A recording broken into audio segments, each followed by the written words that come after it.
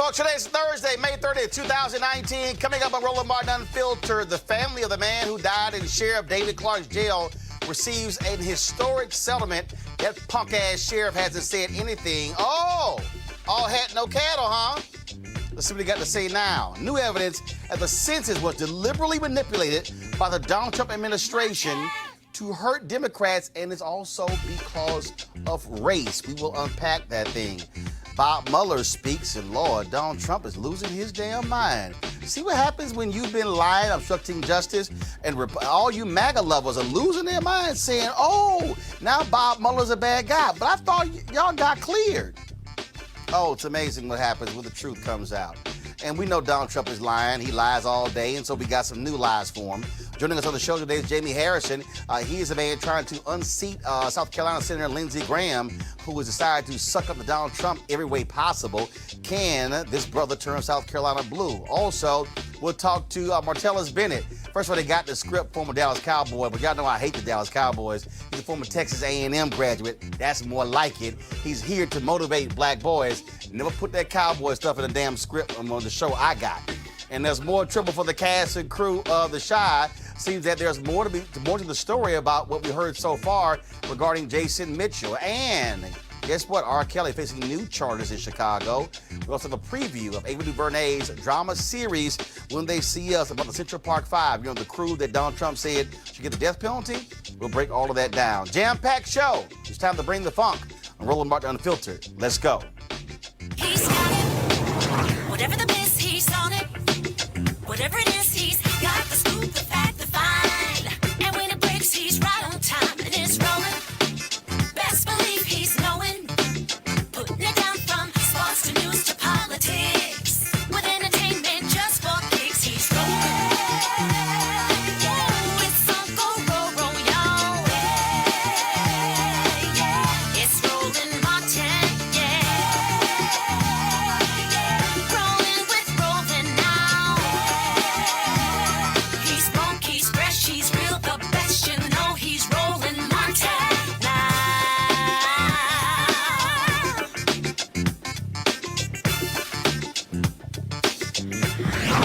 Martin.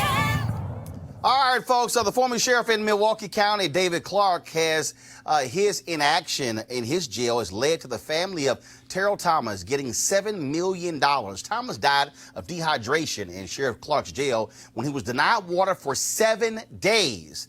The family attorney described his death as torture. While in jail, his water turned off because he supposedly flooded another cell by stuffing a mattress in the toilet. Well, the water was never turned back on, and he died a week later. Now, of course, David Clarke is no longer the sheriff there, and, of course, he has nothing to say about this. It's no shock whatsoever. But this also speaks to the kind of treatment that we see in jails across this country. We want to talk about this with our pal. Joining us right now is a former NFL player, Texas A&M player, Martellus Bennett, Dr. Greg Carr, Chair, Department of Afro-American Studies, Howard University. Also joining us is Teresa Lundy, founder of TML Communications, and, of course, the loudmouth himself, the loudmouth Kappa, A. Scott Bolden, former chair, National Bar Association, Political Action Committee. But there's two alphas here, so we'll keep the little Kappa in order. I want to start. So stop talking. Here's the thing that's crazy about this here. Here you got Sheriff Clarke running his mouth, talking about being a fiscal conservative, loving Donald Trump. And now the Trump people have actually kicked him to the curb. And he's such a whip, he even blocked me on Twitter because he don't want to debate me like the other Fox News people. But this is a guy, he literally kept water from this guy. This guy was over the jail, and he didn't care. He didn't care. This brother died. And in fact, 4 people died in his jail under his leadership watch. I mean, it's ridiculous. He's shown that he has no regard for human life. He's got a long track record of abuse. Last time I saw David Clarke, he was sitting in the studio when you posted him up in there. He didn't know you were going to call him online in the air. And he just turned around, and at one point, he kind of smiled. He broke character. He knows this is wrong. Fortunately, a court of law also has, enforced that it's wrong. But this just talks, it really speaks to the deep cynicism in the GOP at this point. And they'll use anybody until they won't. Ben Carson's probably next. They're going to kick them both to the curb. Martellus, we got a bunch of other stories of, again, people being beaten, attacked in prison. And there's just this gross disregard for people who are in prison. And unfortunately, too many other people say, oh, they deserve to be there. Who cares? Even though they might be in prison, they're still human beings. Yeah, I think there's a people, when they look at someone for what they did, they don't really think about growth. You think about reform, prison reform, or you think about the ability to change people and how people could change. There's nothing's put in place for grow people as they're in prison. They go there and they're forgotten. They get lost in the shuffle. There has to be something where they continue to be educated and continue to grow as people. That's the biggest thing. Like, no one should really be punished forever. They could learn and they could grow, and they should be able to show how much they have grown and how much they have learned. Well, you can't learn and grow here because he's dead. Well, you need, it's interesting you talk about growth, but the reality is the captors, the oppressors, the police, the prosecutors need room for growth too, because none of this is personal. And, as a former prosecutor from New York and criminal defense lawyer, when I would have clients who would come in and clearly look like they've been abused from head to shoulders and what have you, we would ask the pictures be taken of them in court. This happens every day in courtrooms and jails across this country. You just don't necessarily hear about it, and that needs to be reformed because I can see it, I can report it, I can put it on the record and what have you, but these prisoners, these young kids, older prisoners, you name it, that are processed through the court system, or they're at Rikers Island and come, they're not only abused in prison, but abused on the way there, and because they're prisoners, because they are accused of having crimes, nobody really cares. And their public defenders are very limited as well. And then the prosecutors, if you care, that's one thing. Most really don't, de facto don't. And so they're caught up in this political and criminal justice vortex that won't let them go. They get lucky if they can get out, if they have money for bail, or if they beat the charge, right? That alone should be enough for them not to go back to prison. Teresa, what you're dealing with is, again, we have a society in this case where this fake black man, David Clark, treated inmates as if they were nothing. Sort of like Sheriff Arpaio in Arizona. It's probably who he wanted to mile after. This guy's dead. This is not somebody who was injured, went to the hospital. He's dead. Right, and Sheriff Clark treated them as they were slaves, treated them, these prisoners, these humans, these brothers, these nephews, like they were forgotten, like they were lost, like they went to sentence and then they pretty much got sentenced to death under his ruling. So when I see the GOP kind of toss him to the side and by the waistline, I'm actually glad because I hope it's a wake-up call to every African American that is under the GOP, especially as the administration signed a criminal justice bill, but as we can see that it's trickling down to some of those law enforcement agencies. Is absolutely it's not even at the state level, and they're more state prisoners than federal prisoners. And of course, we haven't heard anything from Candace Owens or the other black people who love running their mouths. And you won't because I think everybody's taking a reevaluation of themselves, especially African Americans who were a part of the Not GOP. them. I mean, no, they're not. I'm no, they're not. because they're Teresa, silent. no, they're not. No, they're not. We don't know what they're silent because they don't want to speak to this issue because it speaks to their gross negligence. And also, it also shows all these fake-ass conservatives who care about tax dollars. That's $7 million of taxpayer money. Yeah. See, they love talking about fiscal conservatism, but they don't care when Chicago spends $500 million on police settlements. They don't care when New York City spends almost $1 billion on police settlements. We can go on and on and on. They don't care about any of that because, again, and they also don't care because they're also these fake-ass pro-lifers. See, don't tell me you pro-life when it's a fetus, but then you not pro-life when somebody dies in a jail.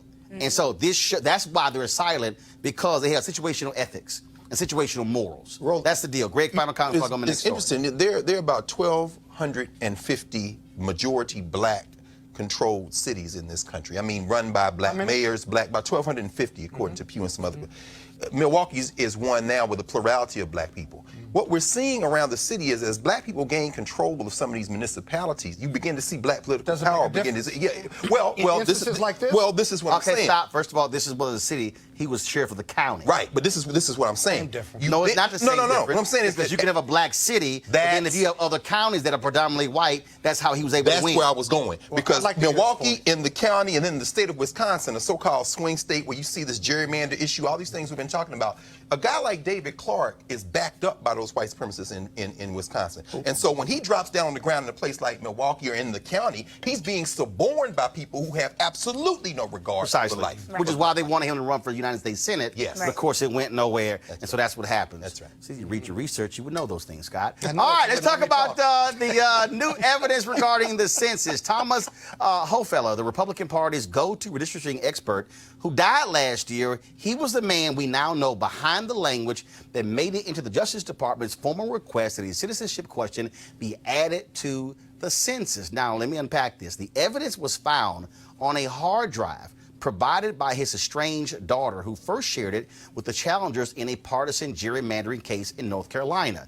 Documents show the Trump administration's purpose in putting the citizenship question on the upcoming census was not to help Hispanic voters under the Voting Rights Act, which they have lied about, but rather to create policy that would be a, quote, disadvantage to the Democrats and advantageous to Republicans and non-Hispanic whites. Now, this is a huge issue because the Supreme Court is going to decide this case. Trump folks have been lying. Y'all supposed to play the Trump Lives Matter stinger because they've been lying. They've been lying. Wilbur Ross lied in court, lied as to the origins of this. Lied in Congress, then these fools who have never defended the Voting Rights Act, all of a sudden, oh, we're doing this because of the Voting Rights Act. Tell us, well, here's what we have here. The Republican Party is a white party. They got a few black people. Yeah. But the reality is, all of the attacks on immigration, the attacks on voter suppression, they are trying to maintain white majorities in order to hold on to power. And this citizenship question is all about trying to hold its power for the next 10 years by keeping America white again. Yeah, a lot of, just through the history of time, everything has been to suppress the voters of color. No matter what color, black and brown people have not had to. It has not been as easy for them to vote, whether it's us fighting for the right to vote, the way they set up votes when it's during the day, was really just like a rich person's pastime where they could just go there and vote when they want to. Most people have jobs where they can't really get there to vote, registration. They make everything really tough, and the language is written in a way where it's not able to be digested by the normal person, normal citizen in the U.S. So they don't make it easy for people to learn what they need to go, and they not spread the information of what's actually happened to make a vote. And then the other thing is people don't really vote locally either. So there's this huge thing about voting for the presidency that everyone wants to walk about and everyone wants to chant about and ride about, but then the actual voting for the places, the things that happen in your community, like there's not a lot of information about people knowing when those things are happening, who's running in your city, those local things, local chapters, those things are going to matter even more to you and make a bigger impact right away than the grand votes of things. So I think that the whole idea of voting has been done in a way to discourage people who aren't white to vote. Teresa, they want to keep white majorities. Yeah. And they're hoping that the Supreme Court, led by 5 conservatives, including that so-called brother Clarence Thomas, not yet, and I'm saying so-called for a reason, and I'm questioning, I will question because of the positions that he takes, and they're hoping the Supreme Court will allow this citizenship question, and we know it's BS, and we also know that as a result of this, they lied. This guy wrote a memo, and they actually took the section in his own words and placed it in the Department of Justice's letter to justify this question.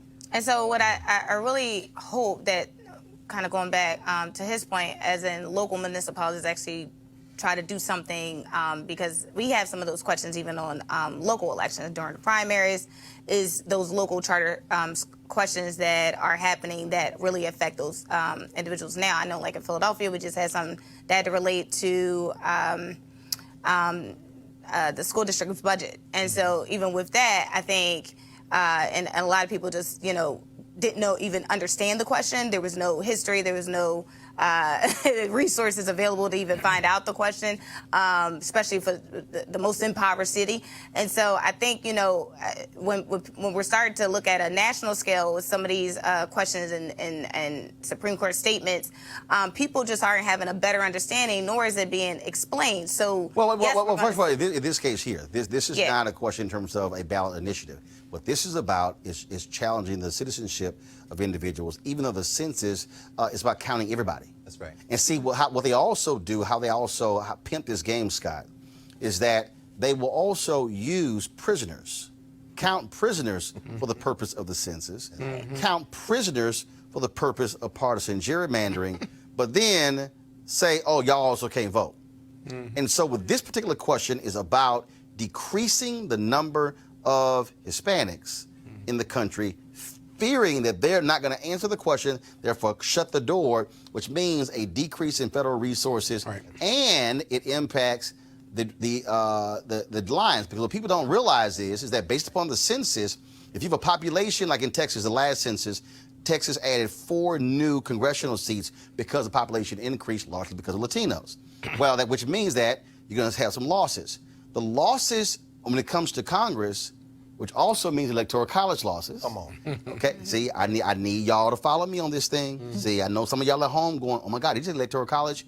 Yes, but you need to understand, population shifts causes changes in congressional representation in the House. Senate stays the same, everybody gets 2, but it causes them in the House.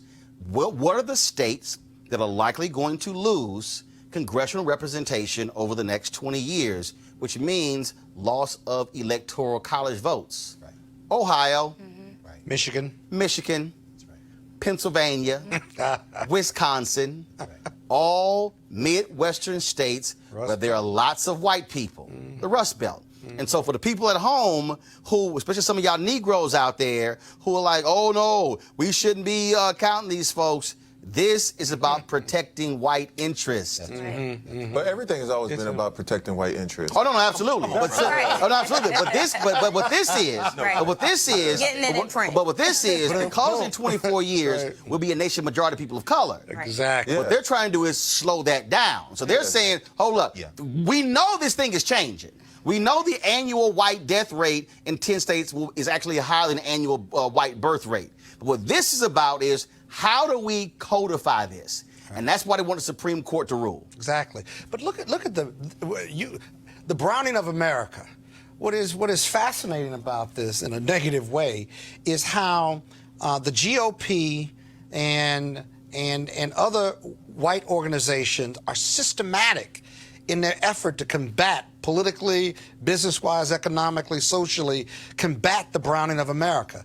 They, at local level, county level, federal level, everything that they're doing here, pay attention, right, is to either suppress the black vote, suppress people of color's economic ability to move ahead, gerrymandering, you name it, because they're trying to hold off on the majority of this country being people of color. Now, the real danger in that for them, and what they won't ask us about, is this, Professor.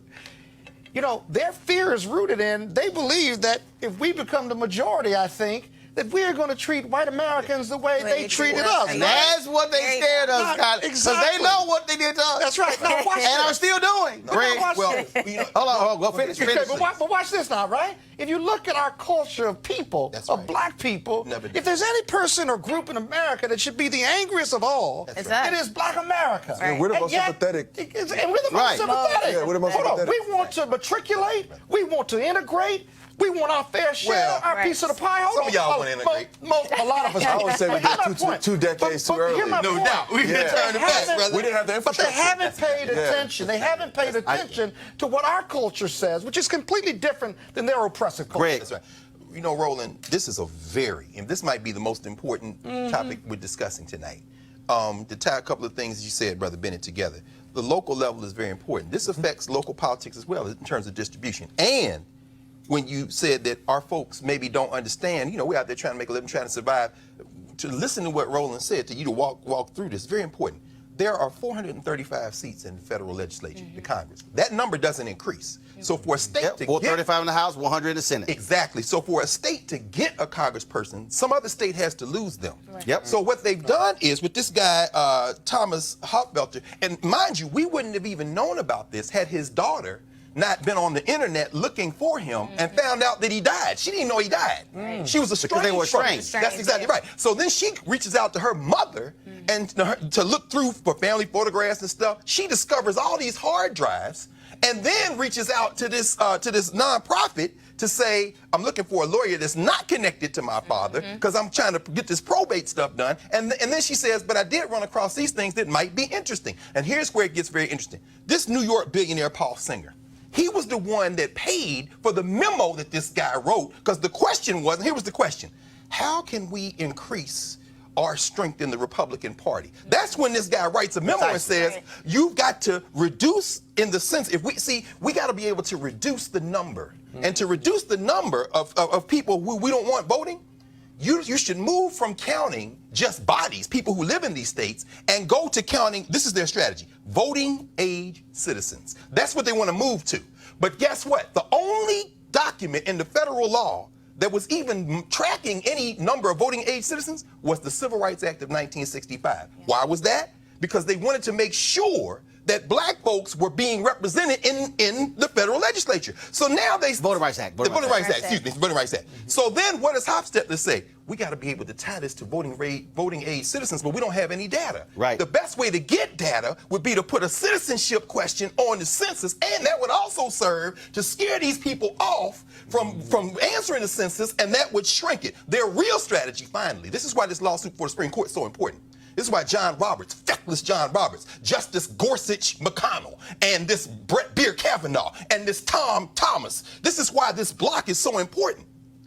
When they had oral arguments a couple of weeks ago about the census question, they look like they're ready to buy this exact opposite thing of saying that it's going to help voting when in fact it wouldn't. But here's the real issue.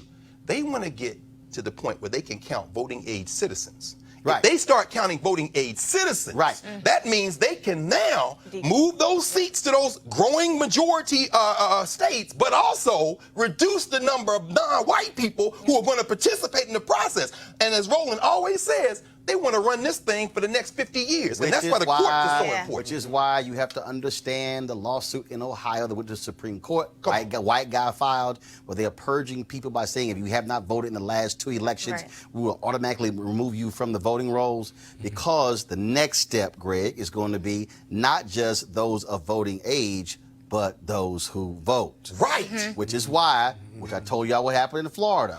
One of the reasons Andrew Gillum lost, because white folks in Upper Florida who are senior citizens voted at higher rates than you did black folks and brown folks in Miami-Dade County and Broward. Understand this, okay? So let me just say this before I go to my next story.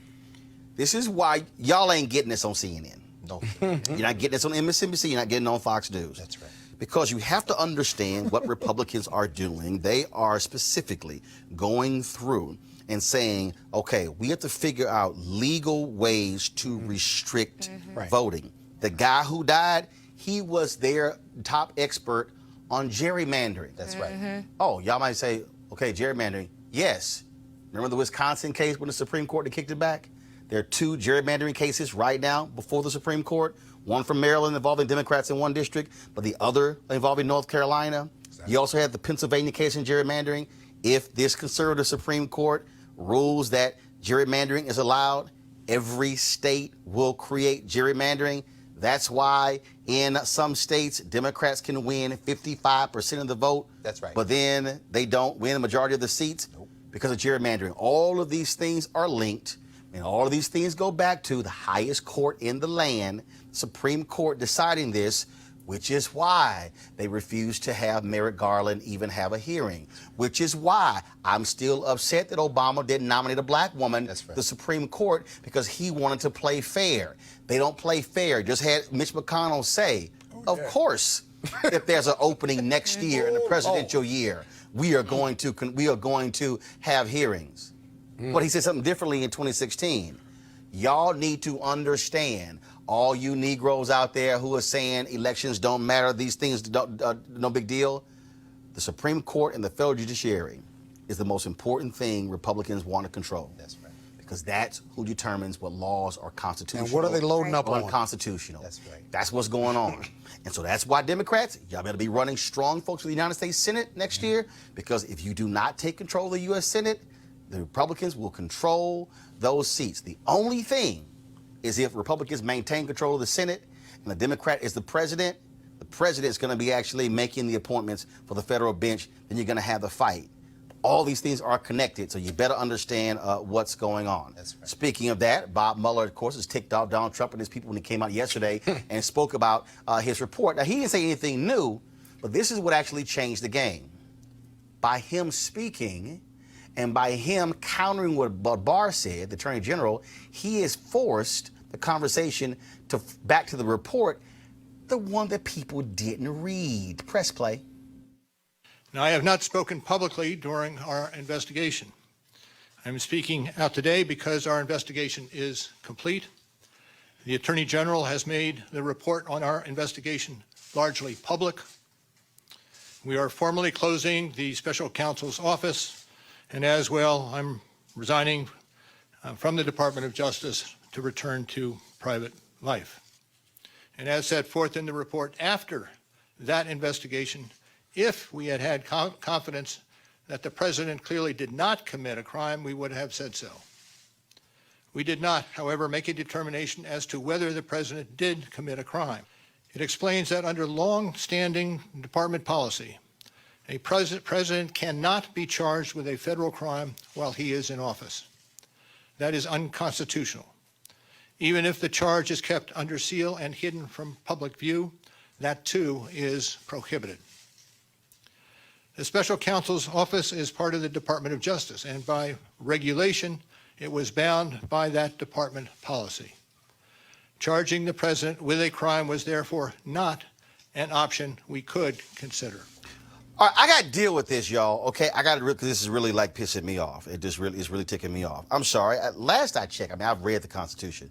There is nothing. There's nowhere in the United States Constitution that says a president cannot be indicted. Nowhere. You can't find it. What he's talking about, Scott, is a memo that was written by the Nixon Department of Justice in order to ensure Nixon didn't get indicted. Come on. And all of these people are acting as if this is like manna from heaven, like God told Moses, here are the 2 tablets, and you can't indict the president. It's a bullshit memo. Right. I wish we had it for some Written by people. Nixon supporters. Well, remember who ended up the attorney general in that Nixon Justice Which one he fired to? No, I'm talking about the one who said he would do whatever Nixon wanted. Robert Bork. No. William Rehnquist went over there, and Bork was over there, and John Roberts clerk for William Rehnquist. See, these people think generationally, but let's think about this for a second. It's very important what you just raised. Mueller believes in America to a fault. I think what Mueller is saying, basically what he's maybe afraid of is, if he indicts the president of the United States, now you've thrown this country into chaos. He don't want to set no precedent. It's already in chaos. Well, but it's already. But what I'm saying But here's my problem with that. You know what I'm saying? But here's my problem with that, and that's what that nonsense Nancy Pelosi is saying. Yeah. Right. But the Constitution clearly lays out Yes. high crimes and misdemeanors. Yes. The Constitution has created a provision that a president can be removed. Right. And my problem is these people in D.C. have walking around like, oh, no, you can't touch the president. I mean, and that's why when Trump came in, he was like, oh, hell, I can do what I want to do. Yeah, but it's a political. The reason the memo lives, remember, it lives in DOJ. It's never been challenged, and so it ought to be challenged. It should be put in the shredder. It's policy. It's not law. Okay. So one, that's never been challenged. Two, they extrapolate other parts of the Constitution and say that impeachment, which is a political process, is what you do with the president, and if it's a federal crime, because they say high crimes and misdemeanors. Now, that may be true, but no one is above the law. And the reason that is unsettling is because if Donald Trump shot somebody or set somebody on fire on the lawn like that gentleman did yesterday, and we all observed it on video, are you saying that the president couldn't be charged? Yes. No. If Mueller is absolutely right about this, and I think he punted because he could have challenged all of this, if he's right, then there is one person above the law. And impeachment isn't a crime. Impeachment means you get removed from office. But that begs the question, well, what if I do commit a crime? I can just walk away. Well, that's nonsense. Or do I have to be charged by the state if I kill somebody while I'm in office? And this is the thing that, Martellus, is driving me crazy. It's because literally what they are saying is that, yes, everybody in America, except the president, can get charged. And that's what you're left with. Spirity Agnew was vice president under Nixon. That's true. Got charged. It's tax evasion. Had to resign. At the state level, though. Yeah, but no, I got you. But he's the vice president. Yep. Right. They are making the argument that, oh, no, president is just totally untouchable yeah. and can do what the hell he wants, because the logic was he would be too busy being president if he got charged. No, wrongdoing is wrongdoing. Yeah, I think the other thing now that changes too is I think we're in a display culture, so everyone worries about how things look and not how things are, you know, so I feel like they feel like it's a reflection on America, how it's look, because now more people can see what's going on in America, so they feel like, hey, if we do this, then Russia sees us, this place sees us, everyone can see that we're in turmoil right now, so I think they kind of move from a point, but I don't think there are any moral victories in politics. Not at all. But Pelosi's Just like a problem. moral move Hold on, guys. to me. Yeah, Pelosi's it's like- problem. that's It may be a guilt. political Yeah, process, yeah, he has but morals. she is politicizing whether to move for impeachment or not because she knows that he won't be impeached in the Senate. But there's a moral, political, and legal obligation, constitutional obligation for the Democrats in the House to do their job. Mueller put that back on the Congress. He said there's an alternative piece. But and by the way, he could have gone further and said, but for this memo, I would have charged, or he could have been charged with obstruction. Sure. Because then that would have added more pressure. He decided to punt on that, but even he didn't come strong enough. He said obstruction, he gave you 10 examples, and he said, now Congress, go do your thing. Well, here's what's and now you got Nobody wants to be House the not first doing one. it. But Teresa, here's what's interesting. Right, The that's Ken right. Starr. That's right. Ken Starr was an independent investigator. He had a memo. And his memo, here we go to my iPad. This is from a July 22nd, 2017 story in the New York Times. The 56-page memo, locked in the National Archives for nearly 2 decades and obtained by the New York Times under the Freedom of Information Act, says this, quote, it is proper, constitutional, and legal for a federal grand jury to indict a sitting president for serious criminal acts that are not part of and are contrary to the president's official duties. In this country, no one, even President Clinton, is above the law. Right.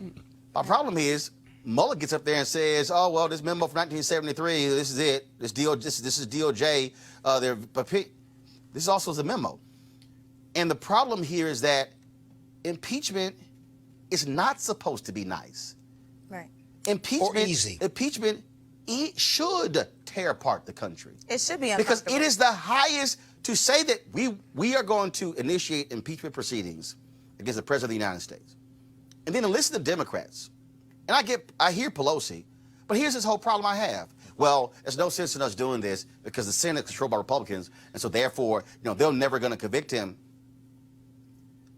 Richard Nixon was never impeached by the House. There were impeachment hearings. The hearings were so destructive that they said, player, Howard Baker, the long walk up the driveway. Mr. President, it's time for your ass to go. Because if this continues, we will be forced to vote to impeach you. Nixon resigned before there was even a vote. Right. I hear Pelosi's point, but I'm like, what are you talking about? So what? The hearings allows the public to actually listen to what's in the report. We deserve and that. listen to witnesses. Ideally. And what happened? Yeah. It was in the low 30s approval ratings, the numbers to impeach Nixon. By the time they got through those hearings, it was above 50+% because the public was like, he did what? And he did what? And he did what? Oh yeah, he got to go. And that's why, and so, and again, so to listen to them, because what the Democrats are trying to do is, if we could just wait for the election.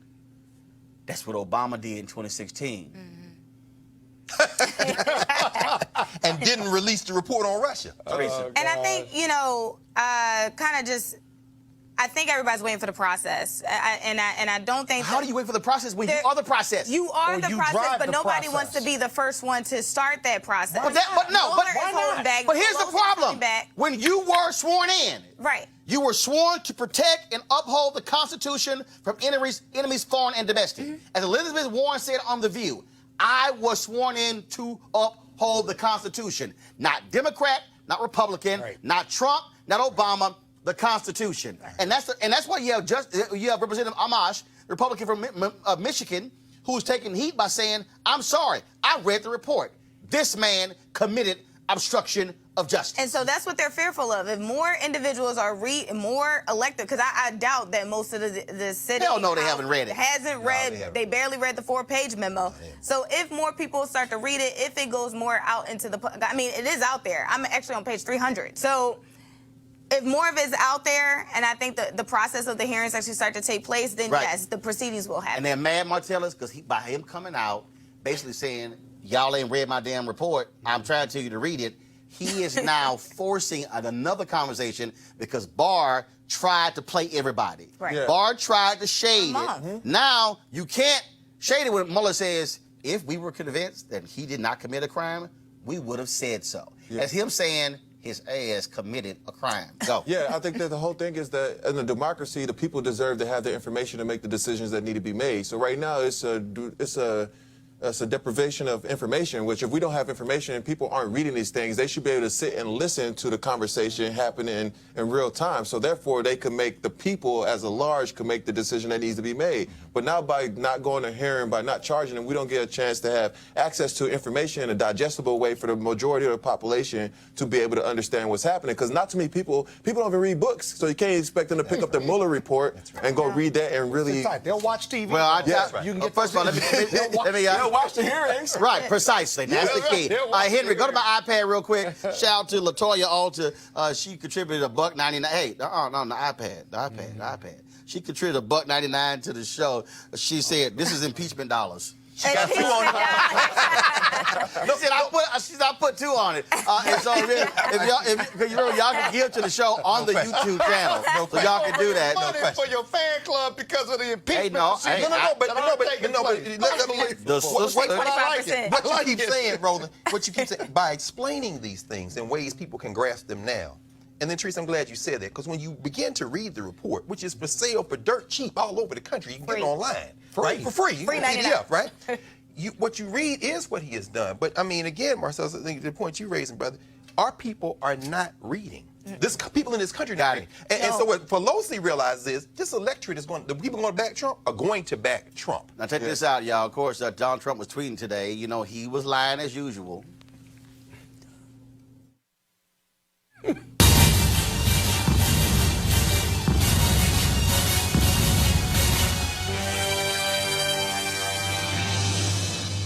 He kept denying Russia helped him, but then guess what? His little sticky fat fingers all of a sudden said what the truth was. This is what he tweeted this morning. Russia, Russia, Russia. That's all you heard at the beginning of this witch hunt hoax, and now Russia has disappeared because I had nothing to do with Russia helping me get elected. Ah! It was a crime that didn't exist, so now the Dems and their partner, the fake news media, blah, blah, blah. But then he tried to backtrack, y'all, so then he tried to send this tweet out. Actually, no. He, first of all, deleted the tweet, tried to send another one, then he realized, well, damn, that really didn't do the trick. So then he started to hop in front of the cameras. Watch this. No, Russia did not help me get elected. You know who got me elected? You know who got me elected? I got me elected. Russia didn't help me at all. Russia, if anything, I think helped the other side. What you ought to ask is this. Do you think the media helped Hillary Clinton get elected? She didn't make it. But you take a look at collusion between Hillary Clinton and the media.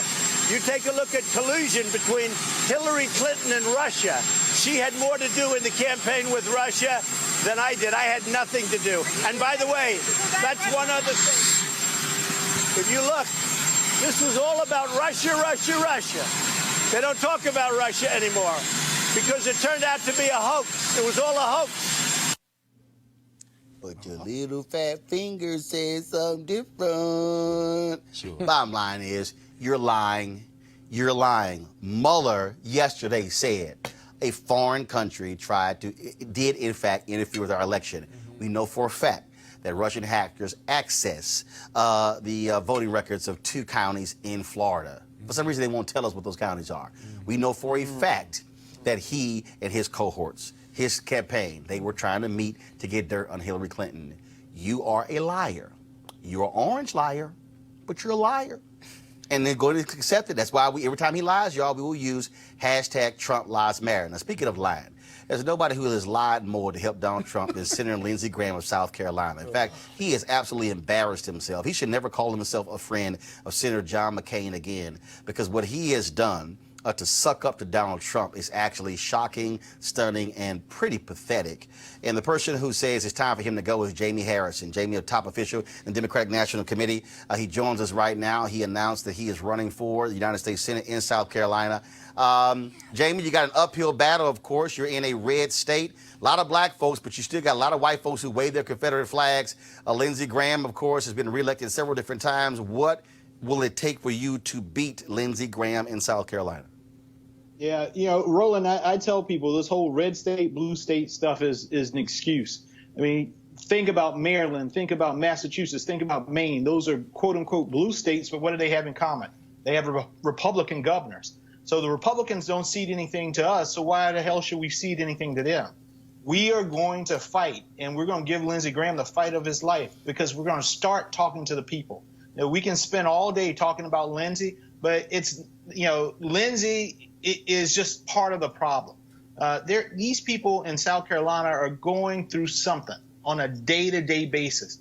I was just in Denmark, South Carolina this weekend, handing out just bottles, hundreds of bottles of water to people because the government, the local town, had been putting chemicals in the water for 10 years. Chemicals that the EPA said that they shouldn't have put in there. And so do you think Lindsey stepped into that town? Did he make a phone call? Did he go there? It's a predominantly African-American little town. He didn't. He didn't lift a finger. So these folks need someone who will go in and fight for them. And that's what I want to do. That's who I am. That's what I've done my entire life. And that's what I'll do as the United States Senator. You also have a guy. You also have a guy right now who we have video of him talking about impeachment, talking about high crimes and misdemeanors. Now he's saying that Democrats led a rectal exam of Donald Trump and that Mueller should move on and so should we. I mean, did he kind of forget what he had to say? Does he have dementia? Does he have Alzheimer's? Well, Roland, I don't know if you've seen my video. We kind of highlight some of the back and forth between what I call Lindsey 1.0 and Lindsey 2.0. And the Lindsey 2.0 is in essence a overpaid a golf caddy. I mean, this is a guy who will say any and everything because he believes that he needs to touch the emperor's robe in order to have power. The sad part is that he doesn't use any of that power to benefit the people of South Carolina. Again, it's going to be a huge race. You got to raise a lot of money. You got to go across that particular state. I'll ask you this. I asked Bernie Sanders a question. This is the last question. Are you going to go look broke white folks in the eye in South Carolina and say, your education is bad, your health care is bad? Why are you going to vote for a guy who wants to get rid of the very health care that's actually saving your life?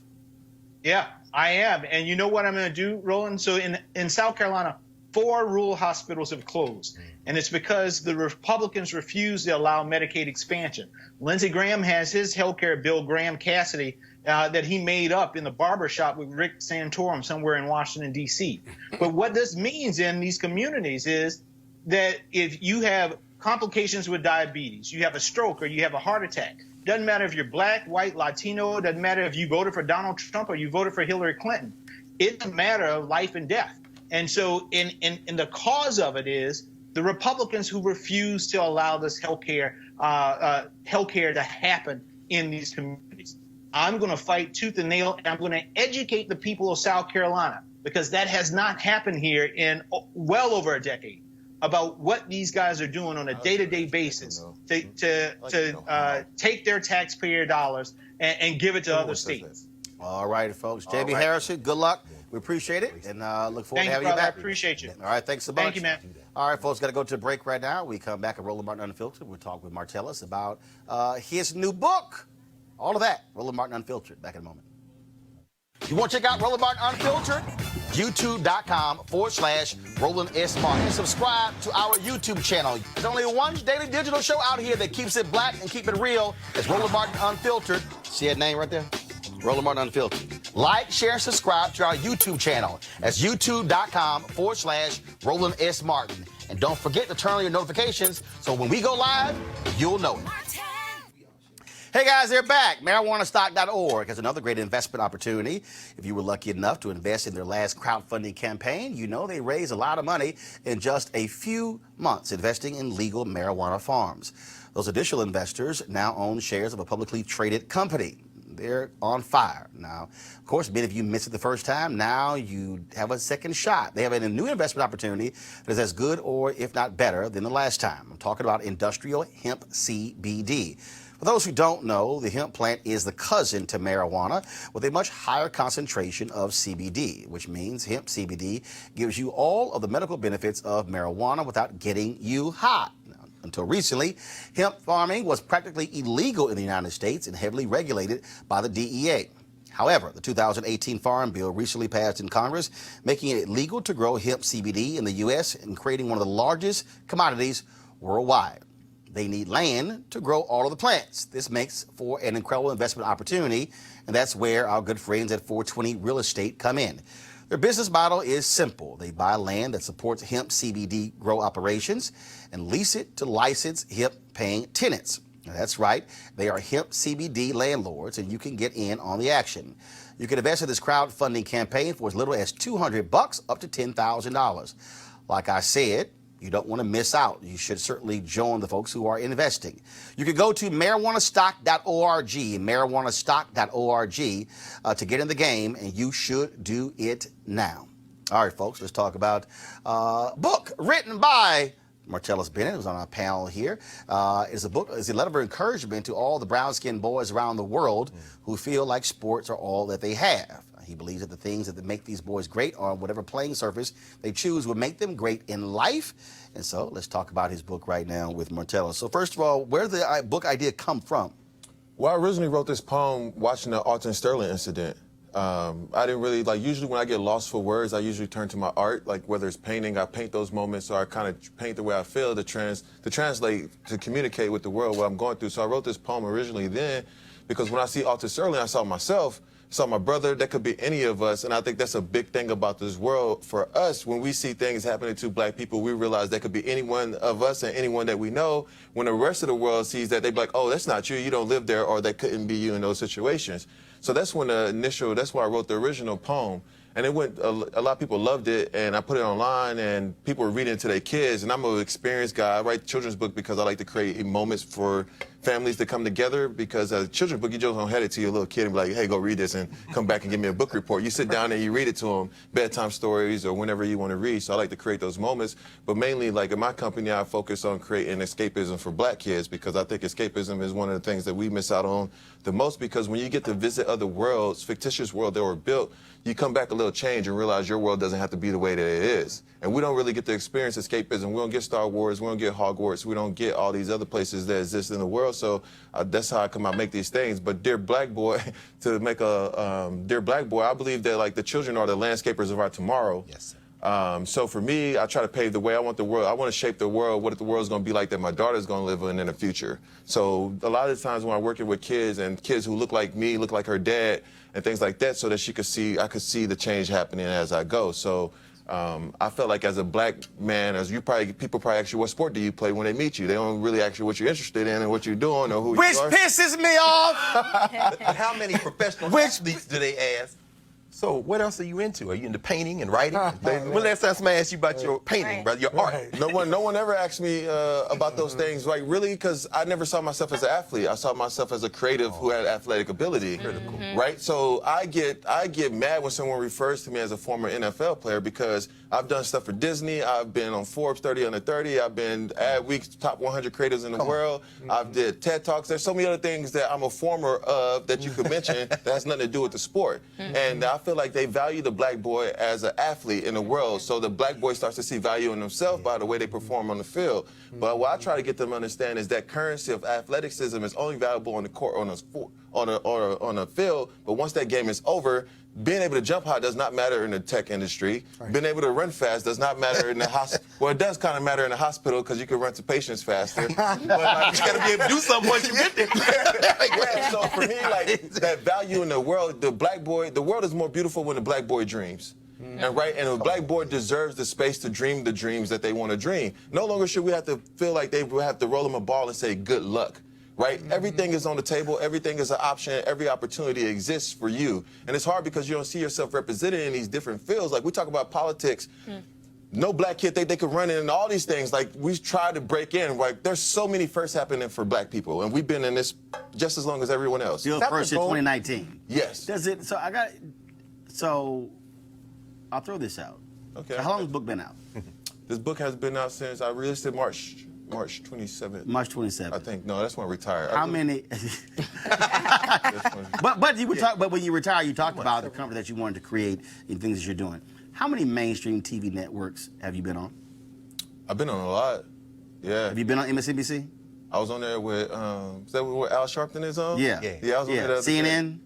Yeah, I was on Fox there News? with Don. With Don. Yeah. See, He ain't know nobody's not black yet. ABC, NBC, CBS. The reason I'm saying that is because you're absolutely right in terms of how the narrative that is shaped. So the reason I say it, and it really does piss me off, when people see me wearing Texas A&M stuff. Yeah. And they go, did you play ball? Yeah. And then I'm like, no. Then the second question is, are you a coach? Yeah. Then the third question is, are you a fan? I'm like, when you gonna get to the graduate part? Right, exactly. And it really does piss me off because, and what other people will say, man, why you get all upset? I'm like, because what you're doing is you're saying that the only way you could have gone to a Texas A&M is if you played football. The broader point, which I think the point that you're making, is that this world has to see us as more than just mandingos. Yes, gladiators, entertainers. I feel like when you look at a black boy, you should see a dreamer, you should see a writer, you should see a scientist, you should see every possible thing in the world. So when you see a black boy, you shouldn't assume that they play sports. You should be like, hey, what are you guys interested in? Right what do you like? Okay, but in all fairness, let me just conceptually push back, right? Okay. You're an incredible athlete, your brother is. They see you on TV. You chose to play football. You chose to. Folks who don't know, his brother's Michael Bennett. Absolute also Michael Texas Bennett. A&M graduate. Right. And plays now. So you were a willing prisoner of that athletic and NFL culture, and yet you do other things. I was not a prisoner. Hold on. Aren't you asking the public to be more difficult and to go deeper into you when all they know, just from a big picture standpoint and PR standpoint, is you as a football player? No, I am not, because I was never, I am not a football player. I play football. That's not who I am. That's one thing I do. What's the difference? That's something I did. But it's a whole identity thing. Like when they tie my identity to a sport, I have issue with it because that's not who I am. That's something I did. And when they tie your identity, But that's how they no, know you. but wait. That's how the fans know you. But here's the thing, well, though. they know you as a football player. But I give them so many other opportunities to introduce them to other things that I do in the world. I have been creating and making things. Someone had to teach me how to play sports. No one had to teach me how to make things. Interesting. Right? So, like, for me, what I'm saying is, it's not playing sports is not a bad thing. It was my But side that's hustle. where your most exposure is. Well, it's my side They're hustle. not But you exposure. No. Go ahead, unpack that. Talents aren't as exposed. Yeah, so football, so let me tell you, so football was my side hustle. Okay. Right? I used it as an opportunity to get to where I wanted to build. Come on. Right? So the fact is that I was never really a football player. I'm not a football guy. It's something I had to do to get to where I wanted to be. I understood that from the get-go, right? So when I wanted to go to school, what I wanted to do, I used it. The problem is most kids don't use the sport uses them. So therefore they get nothing out of the sport. And there's a form of PTSD that happens when guys retire from the NFL or whatever sport they is because they lost their identity when their parents signed a waiver for them to play in Pee Wee football. So the whole thing of what I'm telling is grooming full human beings who are more than just athletes because that's just something that they do. But if I agree, But what it also does with you. Hold on one second. I agree with all of that, right? But at the same time, isn't it unfair to criticize others who see you as an athlete and an NFL football player because that's their greatest exposure? But they that's would what assume, you're known for. The problem is they would assume I played in the NFL even if I didn't play in the NFL. Boom. Because I'm 6'7" black. Boom. Right? There you go. No, he's not. No, he's not. I was waiting for that. No. Hey, Roland, watch this. Scott, Just because nobody ever asked you did you play ball, don't mean that they don't ask the rest. No, they don't. No, they don't. Hell no. But this is my agent. But look, this is They asked you if your ass was a trainer. They ain't asked you if you were a damn player. But let me say this to you, brother, because I think it's very important for us to understand. What you're doing now is finding your way into inventing something that we didn't need before this generation. This is really a result, we're talking about, Scott, of the post-desegregation era. Because if you think about, let's go back even to Paul Robeson, or before that to Major Taylor and these cats. If you were an athlete in our community, you were in black institutions, which means you were also good in athletics, but you were also good in academics. And a lot of these cats went out and built companies and became lawyers and doctors. Right. After the 60s, where you see desegregation, when they began to cherry pick black athletes and put them in these white schools, the thing got inverted. So this generation now, Sustained. you have much more in common with a Bill Russell or a Paul Robeson, or an Althea Gibson, who was like that than you do. But what happened is now. I can agree. No, you had to invent it. Agree with this, Wait a minute. Martellus, go ahead. Martellus, go ahead. Yeah, so what I'm saying is, like, there's, like, the thing is, like, when you limit a black boy to just thinking that sports is the only escape, right? There's so many kids who became doctors and lawyers this weekend that never got put on a pedestal, right? But the NFL, you see the draft, you see these kids. So you see people that you can relate to that make you believe like that's the thing that you could do. But once you don't see the doctors, you don't see the film directors, you don't see that stuff. But those people exist. That's right. But they have to be. Here's why. No, here's why. No, here's why, Scott. Here's why. Stop yelling. No, here's why. It's a Because you're not discussion. listening. I'm Here's listening, why. I can't Here's hear why. 'cause you're yelling. Here's why. Because when they do that, the problem is, to your point, when they see the person who is 6'7", who didn't play ball, they have now associated 6'7" and 250, 260, 270, 230 African-American, with male. oh, you play ball. Right. What you're saying is, no, y'all gonna look at me for me. Ask me what you do, which is the point I am making. So I don't want to hear somebody say, oh, Roland, you're built like a running back. I didn't play goddamn football. Yeah, Okay? Right. Never played football. But let me- So don't tell me I'm built like somebody What is- when I'm not. Roland Go was the ahead. dude Yeah, go ahead. who, when Yates High School won a state championship, my ass was in the press box videotaping the game. Yeah. Because I was at the Magnet School of Communications. Right. I wasn't there to play ball. And if we don't push back on that, that means that when teachers see a boy who is 6 foot tall in the 8th grade, they're going to say, why don't you play ball? Why don't you play ball? Yeah. Unlike we had a brother who played football at Texas A&M who was not playing on an athletic scholarship. He was there on an academic scholarship because he was there to be an architect. And the coaches used to get pissed because, why you late? Because of the architecture project. But that's the issue too, because now when black boys go to colleges, they go to these major universities, they push and discourage you to take That's majors that take you away from the game. That's right. This has come to a problem of not bringing a whole human being. Like they say, what they usually do is say, they'll say school first, football second. No question. You see what I did right there? Right. School first, football second. Hold on. Put the camera on Martellus. Put the camera. School first, football second. That's what they do. That's how they tell you. They show it to you. The whole idea is that when guys go to school, every player, every black kid thinks that they're going to make it to the NFL. They're not. There's only 1,500 guys in the NFL. Come on, brother. 1,500. There's 100,000 And people. in the history, the number is even skewed. Right, no, but the point is, compared to only every year. I mean, Right. every year. Like, Exactly, yeah. And, Right. see, and what I have been trying to do, so you take as a brother right now. Folks ain't ever even heard of this brother. You heard of, who's the NBA commissioner? Al Silver. Adam Silver. Adam Silver, yeah. Oh, you talking about the young cat that's Who's, going to Australia? who's the number 2? Oh, wow. Oh, it's a brother. Oh my goodness. Yeah. Okay, you really gonna get your stuff revoked. Hold on. No, No, he a Kappa. he is. You're right. You don't even know. I see his face. You don't even know. You don't see his face. I do see his face. You don't even see his face. That's what they do. You don't even see his face. So here's my name. His name is Mark Tatum. That's it. Yeah, So- Mark yeah. Tatum. Of course Let me that's tell you it. about Mark I'm now. telling you that's who it is. So here's the point that I keep making. Here's the point that I keep making. Brothers, if y'all want to be in the NBA, be Mark Tatum. Oh, no question. There's a possibility. The whole thing Right, is. but Teresa, if I never see a Mark Tatum, Right. and I only see LeBron, and I only see Steph, well then I want to be LeBron and Steph. Versus Mark Tatum gonna be there for about 30 years, and he gonna make a hell of a whole lot of money, and maybe and commissioner. he ain't bounced one basketball. I think always it's the quick fix that they teach young boys. Like my nephew's 13 now, and and he's quite tall to be in 7th grade. So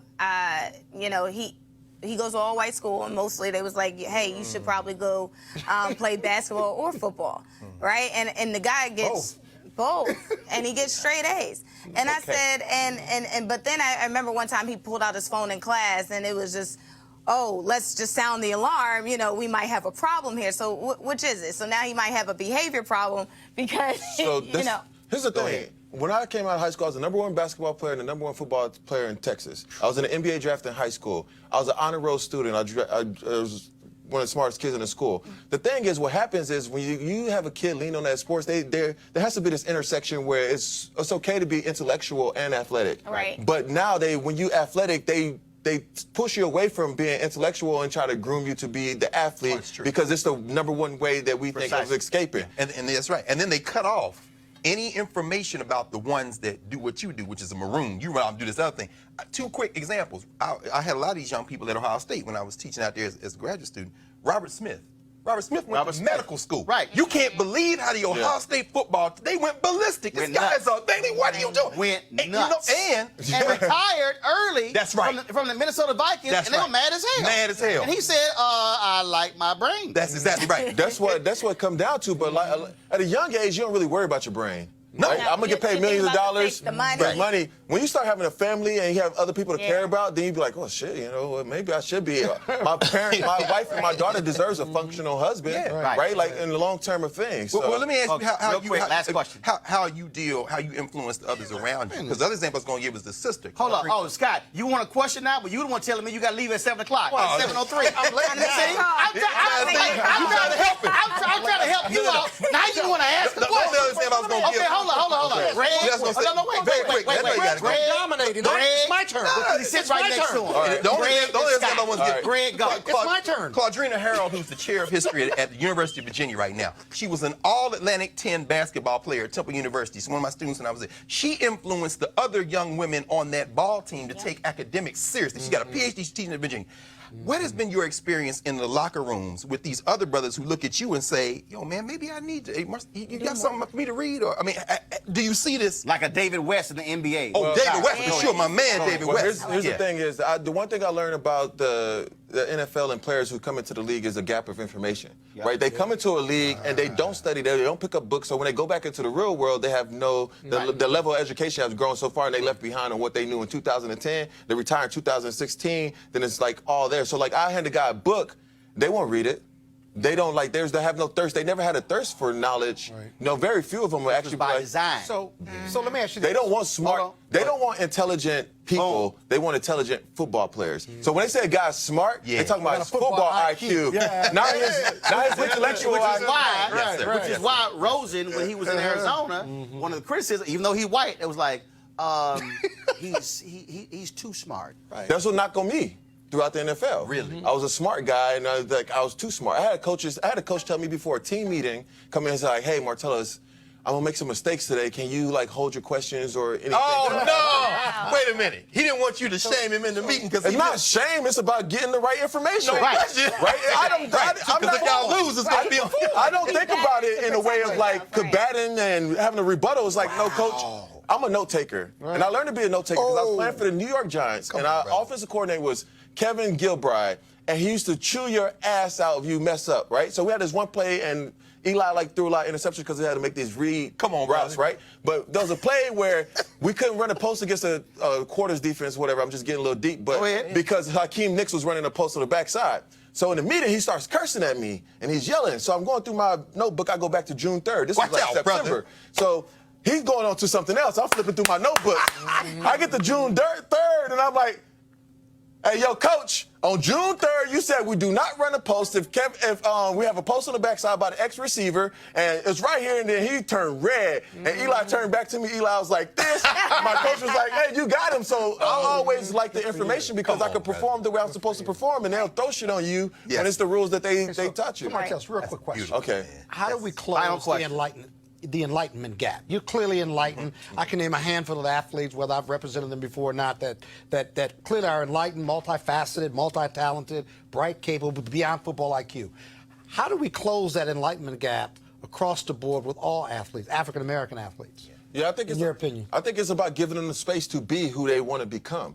right? A lot of these guys are pushed into this direction, and they never really get to explore the world. So when you don't get to explore, you cannot discover, right? So a lot of these guys never discover things that they're interested in outside of the sport because they was never encouraged to explore things. So once you get to the NFL, this is all you ever wanted as a kid. Why would I explore any other avenue that could possibly, this is supposed to last forever, but then realize that the average career is 3.5 years. Right. If you're lucky. much I so. played for a decade, right? And I ain't planning on playing for a decade. I almost retired after my 3rd year. But they could study other No, no, stuff no, no. while They- they're in the NFL. But they should. That's the thing. It comes back to time. But why would I study when I never studied? I never created the habits Right. of learning or gaining information or seeking information when information is always given to me, or I got to pass I got to you. be able to play at a high level. And There then you we go. also I got have to you. own up to the reality that when you also have family, who is also, what happened to me in L.A., Talk happened in about that. L.A., Here we and go. the sister at KJ LH, she said, had a photo of her son on the wall.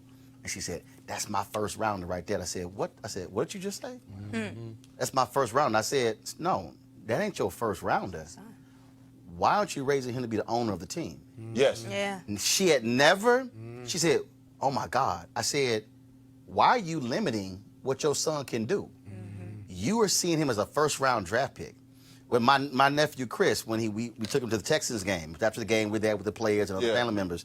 And so Bum Phillips, not Bum Phillips, Wade. his son, Wade Phillips. Yeah, I play with Wade. I love him. Wade comes out. Yeah. Wade comes out and he says, Chris, how you doing? What position you want to play? I said, oh, no, I'm sorry, Wade. Here we go. No. Chris is being raised to be an owner. And Wade was probably like, that's great. Wade was like, wow. But I needed him to understand. Right. No, we ain't talking about linebacker, running back. And no disrespect to that, but I needed Wade to understand. Yeah. Here's the thing, though. This is what I like to call a social currency. Right? In our community, if a kid that has a great jump shot walks into the barbershop, we celebrate him. Great point. We put him up. If a kid who walks in as an honor roll student, they be like, oh, they'll come in like, that's the first round, he's going to be great. They don't come in with a kid who's an intellectual and be like, he's going to change the world. Come on, brother. He's going to start the next big tech company. They never encourage that way. That's right. But the athlete walks in, everyone's like, great game. Everyone shows up to support his game. No one goes to their spelling bees. No one on, goes to brother. see the black kid that's Come doing on. the science fair, that's building the next tech robot or doing these Exactly. things. So if you don't feel encouraged or empowered by your community, why would I stay in that field when my community celebrates this? Because every kid wants to be celebrated, Precisely. and every Yeah. kid deserves to be celebrated for what their genius is. Some kids are geniuses on the field. More kids are geniuses off the field. That's right. And they should feel like it's okay, and they should feel encouraged to dream the dreams that they dream. And it doesn't have to be, you don't have to play sports to feel like you're black. Which is why it was very interesting. It was very interesting when I graduated from Jack Yates. And to your point, we had a number of players who went on state championship football team, guys who ran track, and they had medals. Yeah. UIL medals. Yeah. But with graduation, I was in School of Communications. Yes, sir. I had 10 medals. Tops in television, tops in radio, tops in every single field. Was voted the best student whole School of Communications. They gave medals for that. Oh, yes, we did. That's important. So that educators can do that. When That's that was right. graduation, Yeah. the athletes had their medals. Right. Walked my ass across stage with my medals. And my deal was my jacket. We had Letterman's jackets Academic achievement. for School of Communications. See, that's critical. Mine says R. Martin, Mr. TV. That's fire. The deal, Mr. TV. because the other students, I shot everything. High school. They'd be like, "Here come Mr. TV." TV. Yeah. Then that's why we go now back to reunion. They're like, "Damn, he did exactly what he was doing." But the key is, the cats who play ball, to your point, they're retired. I'm still doing what I was there. Because it's forever. Because your mind is, There your you go. athletic ability is going to lose it. You're going to lose your athletic ability. And every ball is going to go flat. But your life does not have to flatline when that You're a ball poet, goes brother. flat. You dropped about 5 phrases. That's why I want all of y'all. That's dropped about 5 jewels. That's why I want all of y'all to get his book, Yeah. Dear Yeah. Black Boy. Where can they get it? Oh, they could get it on Amazon. Actually, I'm the publisher and the printer. Come on. I pick know out the that's paper. great. So No, but where can they get it where you get all of the money, not Amazon you can share? get it on the imaginationagency.com. Okay, so give it again. TheImaginationAgency.com. TheImaginationAgency.com. We'll tweet that out as well. Dear Black Boy, all of y'all should get your copy. We got to go, but I got to squeeze this one in because Martellus has never likely seen this segment. But we always have fun with this one. We done found another crazy-ass white person. No charcoal grills are allowed. I'm white. I got you, huh? Illegally selling water without a permit On my property. Whoa! Hey! You don't live here. I'm uncomfortable. All right, y'all. So a Starkville, Mississippi couple was enjoying a holiday barbecue over the weekend when a crazy-ass white woman pulls a gun on them. Here's the video. This lady literally just pulled a gun because we out here and didn't have reservations for a lake that we didn't even know we had to have reservation for. We didn't know. Like, the only thing you had to do was tell us. We didn't know, man. We didn't know. The only thing you had to do was tell us to leave. We would have left. You did not have to pull a gun. Well, I'm just telling you, you need to leave. We're leaving. Because it's under private ownership. Well, that's all you had to say. That's all you had to say. Y'all just can't be out here. Well, that's fine. ALA will not let you. They're the ones that have it. That's fine. All right, y'all. Her name is Ruby Howell, and she told the couple that they needed reservations to be at the park. Apparently, the company she works for, Campgrounds of America, they don't quite agree. Guess what?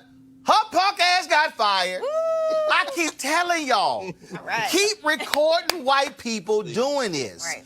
And what we should then do is go apply for her job. I'm telling you.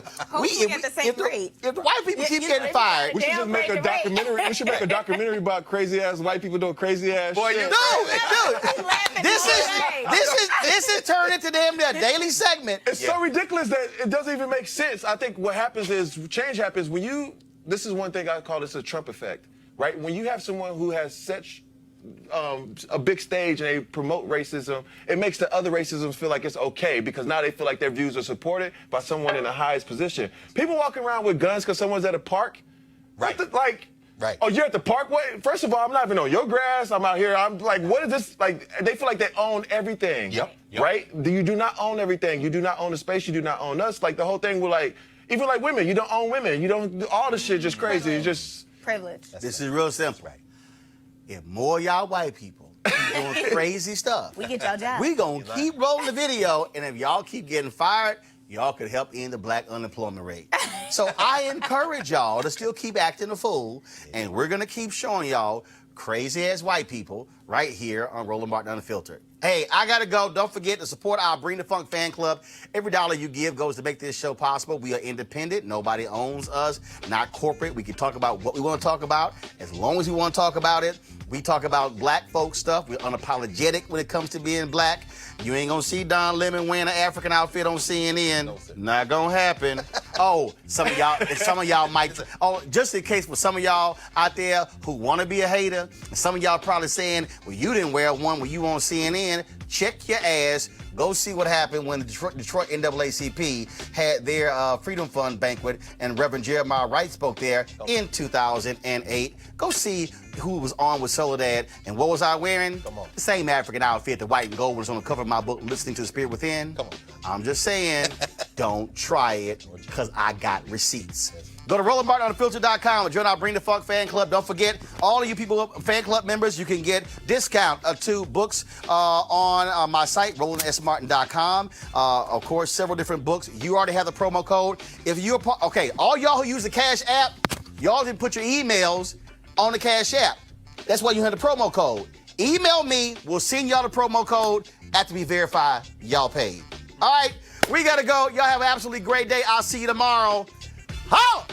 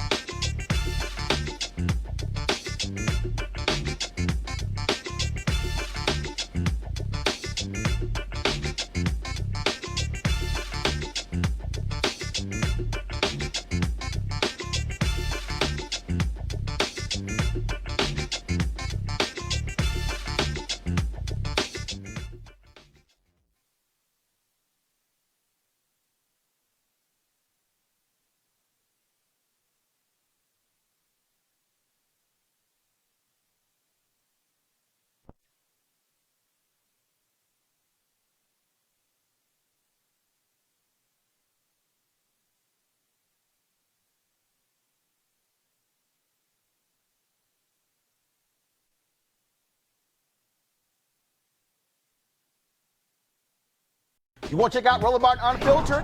YouTube.com/Roland S. Martin. And subscribe to our YouTube channel. There's only one daily digital show out here that keeps it black and keep it real. It's Roland Martin Unfiltered. See that name right there? Roland Martin Unfiltered. Like, share, and subscribe to our YouTube channel. That's YouTube.com/Roland S. Martin. And don't forget to turn on your notifications so when we go live, you'll know it. Hey fam, want to check out Roland Martin Unfiltered? The blackest show on all of digital, cable, and broadcast. Check out our audio podcast.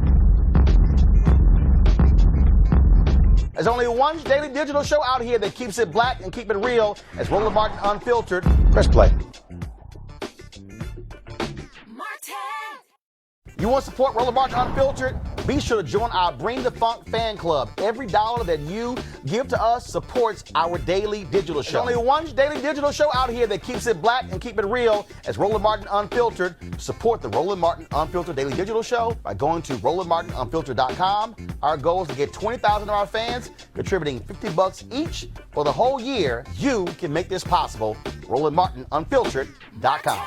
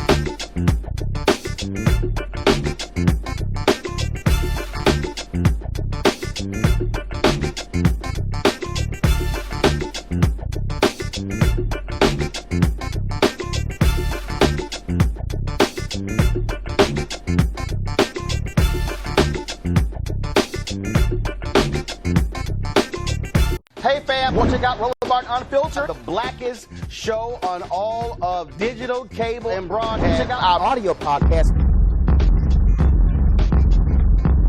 There's only one daily digital show out here that keeps it black and keep it real. It's Roland Martin Unfiltered. Press play.